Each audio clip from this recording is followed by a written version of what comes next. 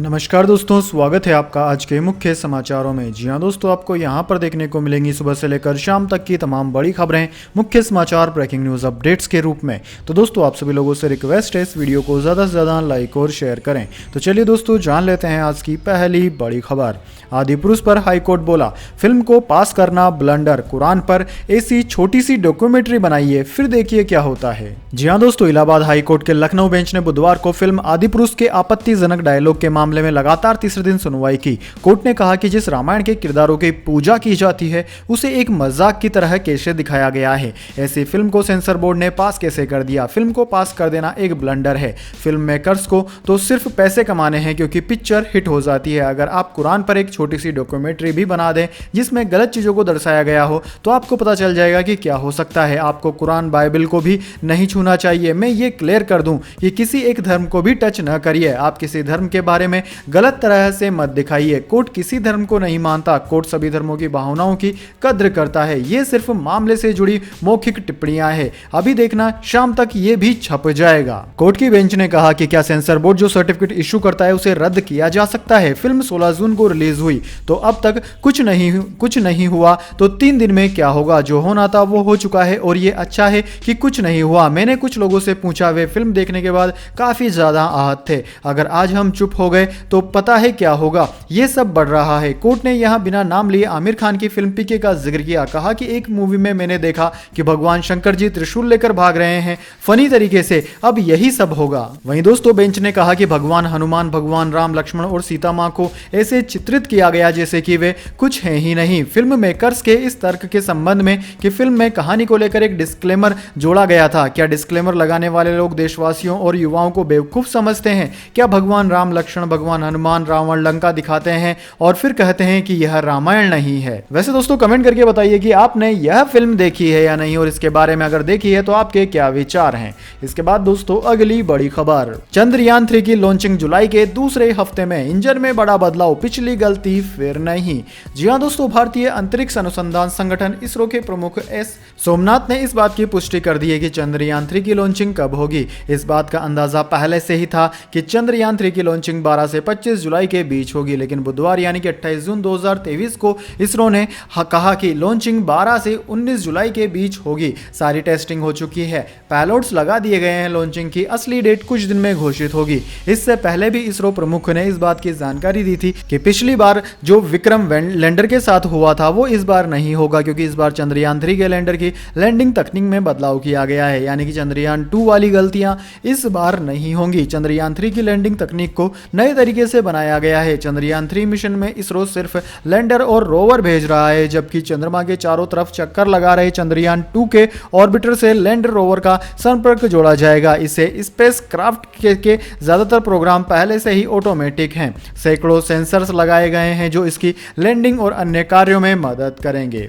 इसके बाद दोस्तों, अगली बड़ी खबर। युवा बेरोजगार, कम आय और महंगाई से बचत खत्म, राहुल गांधी का मोदी सरकार पर बड़ा हमला। जी हां दोस्तों, कांग्रेस ने आवश्यक वस्तुओं की कीमत को लेकर केंद्र में सत्तारूढ़ भाजपा पर अपना हमला तेज कर दिया है। वरिष्ठ नेता राहुल गांधी ने आरोप लगाया कि भारतीय जनता पार्टी पूंजीपतियों की संपत्ति बढ़ाने में लगी हुई है। टमाटर, दाल और रसोई गैस की दरें गिनाते हुए गांधी ने कहा कि गरीब पेट भरने के लिए संघर्ष कर रहे हैं, जबकि मध्यम वर्ग कुछ पैसे बचाने के लिए संघर्ष कर रहा है। राहुल गांधी ने ट्वीट किया कि कांग्रेस शासित राज्यों में हमने महंगाई से राहत देने के लिए गैस की कीमतें कम कर दी, गरीबों के खाते में वित्तीय सहायता के लिए पैसे डाले। समान नागरिक संहिता पर प्रधानमंत्री नरेंद्र मोदी का नाम लिए बिना उन्होंने कहा कि भारत जोड़ो यात्रा नफरत दूर करने, महंगाई, बेरोजगारी दूर करने और समानता लाने का संकल्प है। भाजपा को सार्वजनिक मुद्दों से ध्यान भटकाने की अनुमति नहीं दी जाएगी। इसके बाद दोस्तों, उन्होंने कुछ सब्जियों के दाम भी ट्वीट किए। उन्होंने लिखा कि टमाटर 140 किलो चल रहा है, फूल गोभी 80 रुपए किलो है, तुअर दाल 148 रुपए किलो है, अरहर दाल 219 रुपए किलो है और पकाने का गैस सिलेंडर 1100 रुपए प्रति सिलेंडर है। पूंजीपतियों की संपत्ति बढ़ाने और जनता से टैक्स वसूल करने में व्यस्त भाजपा सरकार गरीब और मध्यम वर्गीय परिवारों को भूल गई है। इसके बाद दोस्तों अगली बड़ी खबर, सीएम अरविंद केजरीवाल की आम आदमी पार्टी का दिल्ली में गठबंधन को लेकर रुख साफ, बताया कितनी सीटों पर लड़ेगी चुनाव। जी हां दोस्तों, लोकसभा चुनाव को लेकर एकजुट होने में लगे विपक्षी दलों की बिहार के पटना में मुख्यमंत्री नीतीश कुमार की मेजबानी 23 जून को हुई बैठक हुई थी। इसमें कांग्रेस अध्यक्ष मल्लिकार्जुन खड़गे, पूर्व अध्यक्ष राहुल गांधी, पश्चिम बंगाल के सीएम ममता बनर्जी और दिल्ली के मुख्यमंत्री अरविंद केजरीवाल सहित कई नेता पहुंचे थे। इसी बीच केजरीवाल की आम आदमी पार्टी ने बुधवार को कहा कि वो दिल्ली की 7 लोकसभा सीट पर अकेले चुनाव लड़ेगी। आम आदमी पार्टी के महासचिव संदीप पाठक ने कहा कि हम चुनाव प्रचार के दौरान लोगों के सामने अपनी बात रखते हुए कहेंगे कि केंद्र का अध्यादेश आपके खिलाफ है। न्यूज एजेंसी पीटीआई के मुताबिक आम आदमी नेता संदीप पाठक ने दिल्ली और हरियाणा के नेताओं के साथ बैठक करने के बाद कहा कि बीजेपी के खिलाफ विपक्षी एकता की जरूरत है, लेकिन यह कांग्रेस के रवैये पर निर्भर करता है। दरअसल दोस्तों, पटना में विपक्षी दलों की मीटिंग के बाद आम आदमी पार्टी ने बयान जारी करते हुए कहा था कि कांग्रेस ने दिल्ली के अध्यादेश को लेकर रुख साफ नहीं किया, तो ऐसे में कांग्रेस जिस किसी की भी बैठक का हिस्सा होगी उसमें हम शामिल नहीं होंगे। इसके बाद दोस्तों अगली बड़ी खबर, इमरान ने फिर की मोदी की तारीफ, कहा वो मुल्क के बाहर बैठकर फैसले नहीं करते। मोदी बाइडेन ने पाकिस्तान को तमाचा मारा है। जी हां दोस्तों, पाकिस्तान के मेन स्ट्रीम मीडिया पर बैन किए जा चुके पूर्व प्रधानमंत्री इमरान खान ने एक बार फिर भारत और प्रधानमंत्री नरेंद्र मोदी की तारीफ की। मंगलवार रात अपने यूट्यूब चैनल पर इमरान ने कहा कि भारत का प्रधानमंत्री मुल्क के बाहर बैठकर फैसले नहीं करता, पाकिस्तान की सरकार दुबई में बैठकर फैसले करती है। 9 मई की हिंसा के बाद फौज ने मीडिया को सख्त हिदायत दी थी कि कोई भी न्यूज चैनल या अखबार खान के नाम का जिक्र तक नहीं करेगा। इसके बाद से इमरान सिर्फ यूट्यूब के जरिए समर्थकों को संबोधित करते हैं। खान की पार्टी के ज्यादातर नेता उन्हें छोड़कर जा चुके हैं, कुछ फरार होकर दूसरे मुल्क पहुंच चुके हैं। हिंसा के मामले में गिरफ्तार 102 लोगों का मिलिट्री कोर्ट्स में ट्रायल होगा। माना जा रहा है कि खान को भी बहुत जल्द गिरफ्तार किया जाएगा। इसके बाद दोस्तों अगली बड़ी खबर, बद्रीनाथ में नहीं पढ़ी जाएगी बकरीद की नमाज, पुलिस ने कहा जोशी मठ जाएं। मुस्लिम समाज ने मानी अपील, 2 साल पहले हुआ था विवाद। जी हां दोस्तों, उत्तराखंड पुलिस ने बद्रीनाथ में बकरीद की नमाज पढ़ने पर रोक लगा दी है। पुलिस ने शांति समिति की बैठक में कहा कि यहाँ जितने भी मुस्लिम समाज के लोग हैं वे 40 किमी दूर जोशी मठ में जाकर नमाज अदा करें। बद्रीनाथ के थाना प्रभारी केसी भट्ट ने कहा कि यहाँ मुस्लिम समाज के लोग स्थायी रूप से नहीं रहते हैं। थाना प्रभारी ने कहा कि बद्रीनाथ में रहने वाले अल्पसंख्यक समुदाय के लोग प्रवासी मजदूर शामिल हैं जो पुनर्निर्माण परियोजनाओं पर काम कर रहे हैं। अल्पसंख्यक समुदाय के सदस्यों और परियोजनाओं में लगे ठेकेदारों के साथ मंगलवार को बैठक हुई। सामूहिक रूप से निर्णय लिया गया कि बकरीद की नमाज जोशीमठ में पढ़ी जाएगी, बद्रीनाथ में नहीं। बद्रीनाथ पांडा पंचायत के अध्यक्ष प्रवीण ध्यानी ने कहा कि शहर के बाहर नमाज अदा करने पर किसी को कोई आपत्ति नहीं है। बद्रीनाथ पुलिस स्टेशन में हुई बैठक में सभी समुदाय के लोग शहर की गरिमा बनाए रखने के लिए सहमत हुए। मुस्लिम समुदाय ने आश्वासन दिया कि वे बकरीद की नमाज अदा करने के लिए जोशी मठ जाएंगे। इसके बाद दोस्तों अगली बड़ी खबर, भीम आर्मी चीफ चंद्रशेखर आजाद पर जानलेवा हमला, यूपी के देवबंद में काफिले पर अज्ञात लोगों ने की फायरिंग। जी हां दोस्तों, सहारनपुर के देवबंद पहुंचे भीम आर्मी चीफ चंद्रशेखर आजाद के काफिले पर हमला कर दिया। इस जानलेवा हमले में चंद्रशेखर घायल हो गए, उन्हें इलाज के लिए देवबंद के अस्पताल में भर्ती कराया गया। चंद्रशेखर अपनी फॉर्च्यूनर कार से देवबंद दौरे पर पहुंचे थे, तभी अचानक उनकी गाड़ी पर अज्ञात हमलावरों ने हमला कर दिया। गोली उन्हें छूकर निकल गई जिससे वह घायल हो गए। उनकी कार पर भी गोलियों के निशान साफ देखे जा सकते हैं। सूचना मिलते ही पुलिस फोर्स मौके पर पहुंची और जांच में जुट गई। दोस्तों आपकी जानकारी के लिए बता दें कि हमलावर हरियाणा नंबर की कार में आए थे और चंद्रशेखर आजाद पर हमला कर दिया। चंद्रशेखर की पीठ को छूकर निकली, उनकी हालत खतरे से बाहर बताई जा रही है। हमले में उनकी कार के शीशे भी टूट गए। फिलहाल पुलिस ने नाकेबंदी कर हमलावरों की तलाश शुरू कर दी है। साथ ही आसपास के इलाकों में सीसीटीवी फुटेज भी चेक किए जा रहे हैं ताकि हमलावरों की पहचान की जा सके। दोस्तों जिस समय यह हमला हुआ तब चंद्रशेखर दिल्ली से अपने घर लौट रहे थे, तभी बीच रास्ते में देवबंद में उनके काफिले पर हमला हो गया। इसमें चंद्रशेखर बाल बाल बचे। इस पर दोस्तों समाजवादी पार्टी के शिवपाल सिंह यादव ने कहा कि प्रदेश में अपराधियों के हौसले इतने बुलंद है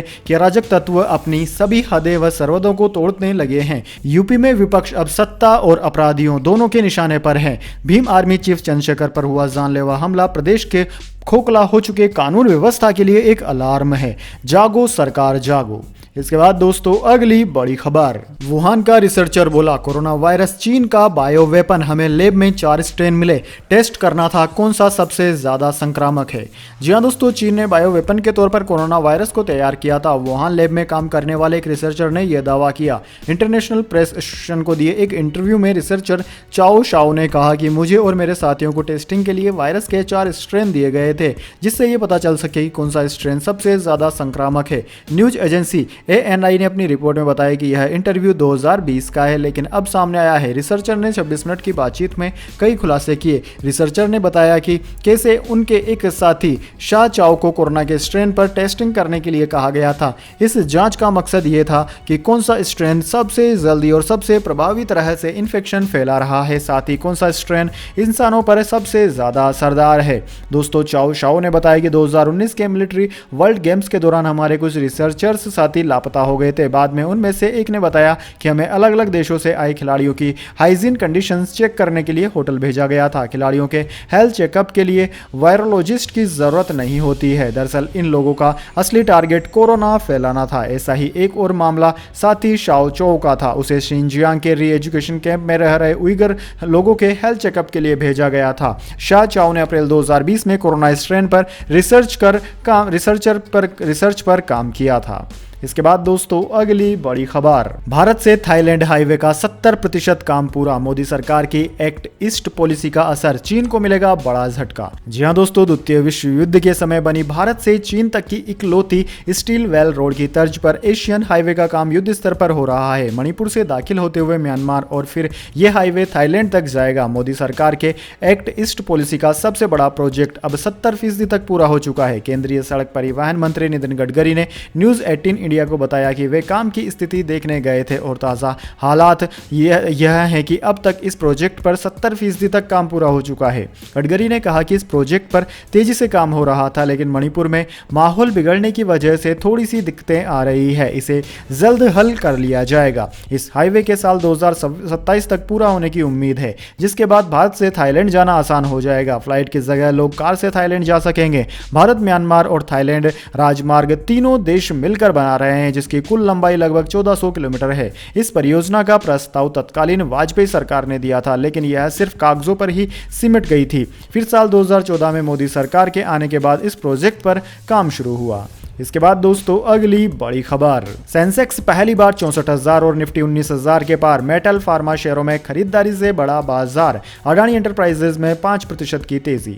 जी हां दोस्तों, बुधवार को शेयर बाजार ने अपना ऑल टाइम हाई बनाया। सेंसेक्स कारोबार के दौरान 64,050 के स्तर पर पहुंच गया था। हालांकि इसके बाद इसमें थोड़ी गिरावट आई और यह 499 अंक चढ़कर 63,915 के स्तर पर बंद हुआ। इससे पहले इसी महीने 22 जून को शेयर बाजार ने अपना ऑल टाइम हाई बनाया था। तब सेंसेक्स 63,601 का स्तर छू पाया था। इधर दोस्तों, निफ्टी भी 1911 का ऑल टाइम हाई बनाया है। इसके बाद ये भी थोड़ा नीचे आया और 154 अंकों से ज्यादा की तेजी के साथ 18,972 के स्तर पर बंद हुआ। इससे पहले निफ्टी का ऑल टाइम हाई 18,887 था, जो उसने 1 दिसंबर 2022 को बनाया था। एनएसई पर लगभग सभी सेक्टर्स में तेजी रही। इससे ज्यादा निफ्टी, मेटल और फार्मा चढ़े।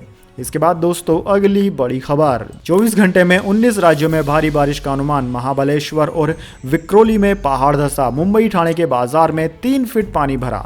जी हां दोस्तों, मौसम विज्ञान विभाग के मुताबिक देश भर में मानसून ने रफ्तार पकड़ ली है। उत्तर पश्चिम मानसून में अब तक सामान्य से 46% ज्यादा बारिश हुई। देश के पूर्वी, मध्य, उत्तर पश्चिम और पश्चिमी राज्य में 4 दिन मानसून सक्रिय रहेगा। मौसम विभाग के अगले 24 घंटे में 19 राज्यों में भारी बारिश का अनुमान है। भारी बारिश के चलते हिमाचल प्रदेश के शिमला में बाढ़ जैसे हालात हैं। मौसम विभाग ने हिमाचल में 4 दिन भारी बारिश का अलर्ट जारी किया है। इधर दोस्तों, महाराष्ट्र के मुंबई, ठाणे और सतारा में मंगलवार रात जोरदार बारिश हुई। मुंबई और ठाणे में रेल पटरियों, बाजारों और सड़क पर करीब 3 फीट तक पानी भर गया। महाबलेश्वर और मुंबई के विक्रोली में पहाड़ धंसने की 3 घटनाएं हुई। महाबलेश्वर, बोधपुर में सड़क घंटों बंद रही। वहीं दोस्तों, राजस्थान में मानसून एक्टिव होने के साथ ही तेज बारिश का दौर जारी है। मौसम विभाग ने राज्य के दक्षिण पश्चिम और दक्षिण पूर्वी हिस्से में अच्छी बारिश होने की संभावना जताई है। इसके अलावा शुक्रवार को राज्य के पूर्वी हिस्सों में बारिश होने का भी अलर्ट है। मध्य प्रदेश की बात करें तो मध्य प्रदेश में मानसून एक्टिव होने के बाद तेज बारिश का दौर जारी है। मौसम वैज्ञानिकों ने अगले 2 दिन भारी बारिश का अलर्ट जारी किया है। इसके अलावा दोस्तों, उत्तर प्रदेश के भी 29 जिलों में मौसम विभाग ने भारी बारिश का अलर्ट जारी किया है। यूपी में मानसून ने 4 दिन पहले जोरदार बारिश के साथ एंट्री एंट्री ली थी,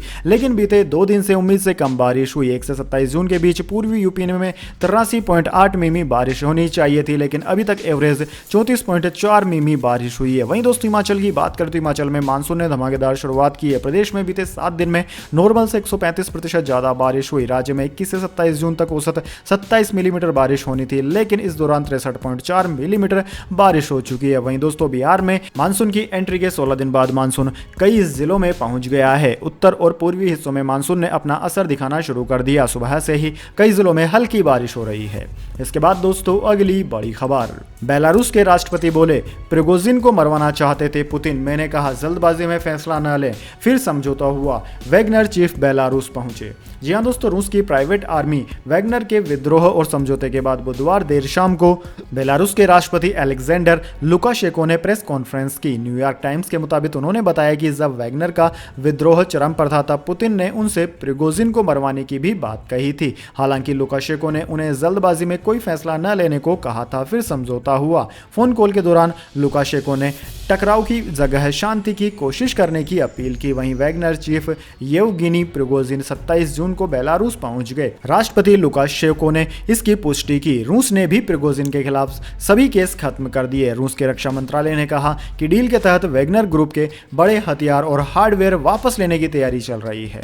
इसके बाद दोस्तों अगली बड़ी खबर, यूसीसी पर सरकार को मिला आम आदमी पार्टी का साथ। सांसद संदीप पाठक ने कहा लागू होना चाहिए, मगर यह सुझाव भी दिया। जी हां दोस्तों, आम आदमी पार्टी के नेता ने बुधवार को कहा कि उनकी पार्टी समान नागरिक संहिता कानून का समर्थन करती है, क्योंकि संविधान का अनुच्छेद 44 भी कहता है कि देश में यूसीसी होना चाहिए। प्रधानमंत्री मोदी द्वारा मंगलवार को भोपाल में एक कार्यक्रम के दौरान यूनिफॉर्म सिविल कोड की पुरजोर पैरवी किए जाने के एक दिन बाद आम आदमी पार्टी की तरफ से यह प्रतिक्रिया आई। पंजाब से आम आदमी पार्टी के राज्यसभा सांसद संजीव पाठक ने एएनआई से कहा कि हम सैद्धांतिक रूप से समान नागरिक संहिता का समर्थन करते हैं, क्योंकि अनुच्छेद 44 भी यही कहता है देश में यूसीसी होना चाहिए। इसलिए सरकार को सभी धर्मों, राजनीतिक दलों और संगठनों से व्यापक विचार विमर्श कर इस मुद्दे पर आम सहमति बनानी चाहिए।